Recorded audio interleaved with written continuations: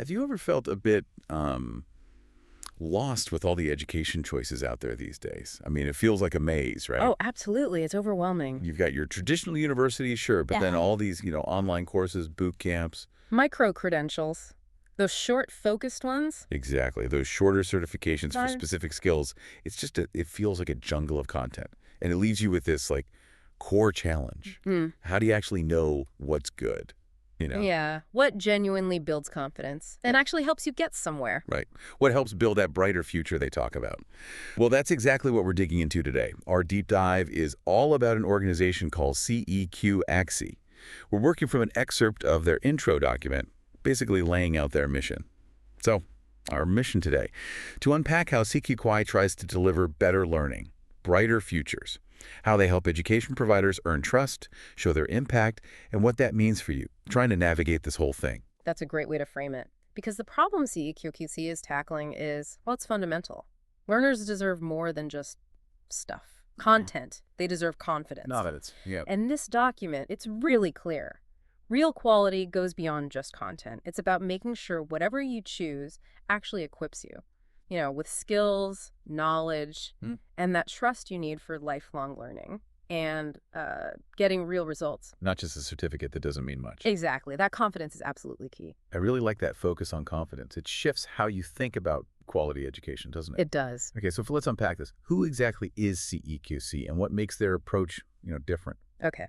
So at its core, CEQC positions itself as a nonprofit, independent, trusted, and definitely future-focused standard setter, their main job. Helping providers could be unis, training firms, even those micro-credential folks earn trust Okay. and demonstrate their impact, really lead with quality. They want to be that stamp of credibility. That stamp sounds good, Yeah. but how do they measure it? That's the key, right? Yeah. I'm really curious about the backbone.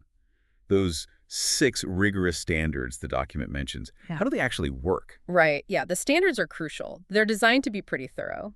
First up is educational purpose. Is there a clear mission? Are the goals aligned? Is it really learner-centered, the why? Okay, the why makes sense. Second, educational programs. So is the curriculum structured well? Is it relevant? And crucially, is it outcomes-driven? Outcomes driven. So not just what's taught, but what you can do after. Exactly. That's a big shift. Pushing providers to think about measurable skills, not just, delivering lectures. Mhm. Third, instructional expertise. Are the teachers, the facilitators actually qualified? Do they have proven subject mastery? You want experts, right? Definitely. Fourth is learning environment and infrastructure. Covers everything. Physical classrooms, digital platforms. Are they safe, accessible, properly supported? The conditions for learning need to be right. Precisely. Then, fifth, learner outcomes and performance. This is huge. It's about real results. Things like retention rates, completion rates, and the actual impact on the learner. Did they get what they came for? So proof that it works. Yeah, it's a critical measure. And finally, there's international partnership standards. With so much online learning crossing borders, you need consistency, right? Absolutely. So this ensures global consistency in quality, ethics, learner protections, vital stuff, especially online. Protects learners, makes credentials meaningful worldwide. And CEQAC has this philosophy they state quite clearly. We turn standards into strategy, so your programs evolve with purpose, not just pressure. There is not pressure. I like that. And they keep circling back to quality builds confidence. Simple, but powerful. Okay, so let's get practical. For an education provider wanting this, Yeah. this CEQ test seal of approval, how does it actually work? The source mentions 3 phases. What does that look like on the ground? Yeah, it's structured pretty clearly into 3 phases. Make sure it's thorough. Phase 1 is about meeting minimum eligibility requirements, sort of the first hurdle. Basic criteria. Okay, a screening step. Right. Then phase 2, they do a self-assessment. The provider looks really closely at their own programs against the CEQ key standards, identifying strengths, weaknesses. It's a big internal reflection piece. They have to look honestly at themselves first. Exactly. And then comes phase 3, starting the formal accreditation. That's the deep dive review by CPUA, site visits, maybe digital evaluations, the whole process. Got it. And inevitably, what about the cost? The investment for providers, that's always a factor. Big university, small startup. Oh, definitely a practical point. The fees are structured with an initial application fee and then annual fees based on size. The application fee is $2,500 plus $1,000 for each specific program they want accredited. That's due when they hit phase 3. Okay. And the annual fees. They scale. For small providers, that's like 1 to 100 learners, or under $250K revenue, or under $500 cost per learner. It's $750 a year. Seems reasonable for small scale. Yeah. Then medium 101 to 500 learners, or $250K to $1 revenue, or $500 to $2,000 cost per learner. That's $1,500 annually. Okay. And large providers, 501 plus learners, over $1 revenue, or over $2,000 cost per learner, they pay $2,000 a year. So you can see they've tried to tier it, make it accessible, but still fund the, rigorous work involved. Right. It reflects the scale. It sounds like they're positioning themselves not just as like a gatekeeper, but maybe a partner in improvement too.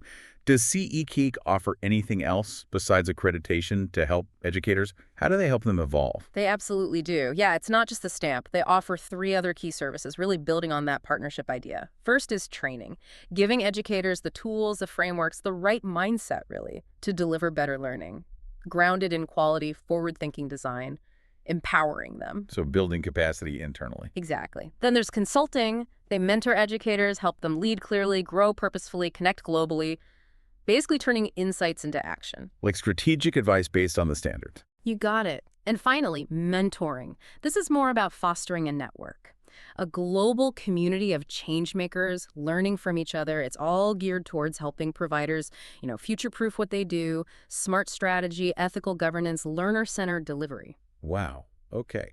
So putting this all together, what does this all mean for you, the listener, and the future of education? Well, CEQAC's vision is pretty bold, shaping the future of lifelong learning through global standards. They want to offer one clear standard across, potentially hundreds of programs, dozens of industries. One standard to rule them all, sort of. Well, maybe Right. one standard to bring clarity. For providers, it's about credibility that sets them apart in a very crowded market. And for you, as a learner, it boils down to increased confidence when you're making those big decisions, investing your time and money.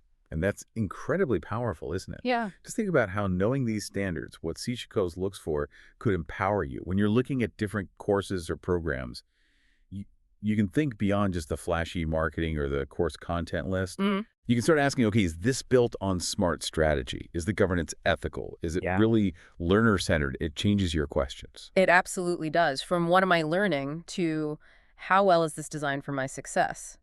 And that leads to a really interesting final thought to chew on. Given CEQAC's strong focus on those real results, retention, completion, learner impact, think about this.